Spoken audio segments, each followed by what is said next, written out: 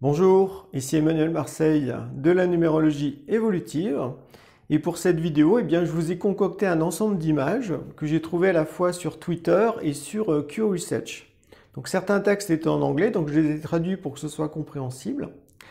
Donc ce sont des images qui touchent bien sûr ce qui se passe actuellement dans le monde, des images qui ont pour but d'éveiller les gens à un autre point de vue que la version officielle des médias. Donc ça touche aussi le nombre 3, parce qu'en numérologie, d'un point de vue numérologique, le mois d'août vibre sur le nombre 3. Donc qu'est-ce que le 3? Eh bien c'est le nombre de l'expression de soi, de la communication, des médias, de la parole, donc le fait de faire entendre sa voix. Donc ça peut aussi entraîner avec le 3 des mouvements de foule, des gens qui s'expriment en groupe, comme on a pu voir ça à Berlin, ou à Madrid, ou au Québec, ou encore en France, à Paris, avec les Gilets jaunes. Notion comme ça de montrer que l'on existe en fait pour essayer de faire bouger les choses par rapport à une situation qui est de plus en plus enfermante en quelque sorte. Donc le nombre 3 c'est aussi le nombre qui touche à l'enfance, à l'éducation, à l'enseignement, à la jeunesse. Donc quand on voit tout ce qui se met en place pour justement museler les enfants puis en faire des parfaits esclaves, faut voir les choses en face. Bon, peut-être que ce terme vous choque, mais à partir du moment où on met un masque devant la bouche, vous allez voir dans une des images, c'était une des façons de punir les gens ou de montrer leur état d'esclave. Donc tout ça, bref, c'est à l'ordre du jour dans ces images.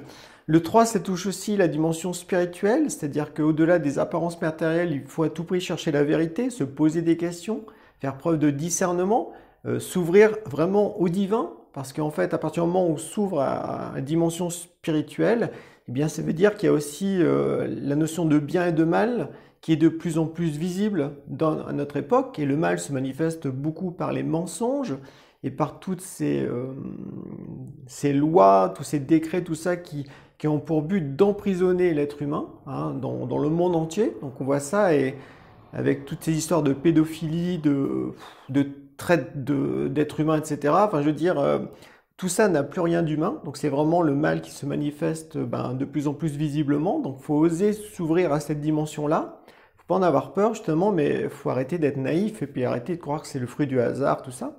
Non, non, il faut vraiment se poser des questions, il faut se réveiller. Donc, cette vidéo a aussi pour but de montrer des images qui suscitent un réveil intérieur.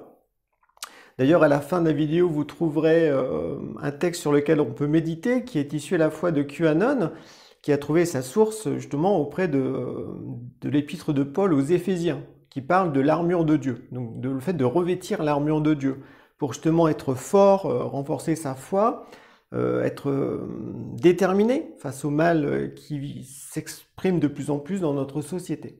Donc on va faire tout ça en musique, pour que ce soit agréable, même si le sujet en question est très sérieux, dramatique en quelque sorte.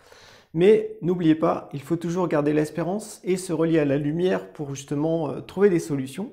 Et puis accomplir les bonnes actions qui montrent que l'on a choisi le camp du bien, qu'on a choisi de prendre les rênes de notre vie en main et non plus d'être soumis aux autorités extérieures.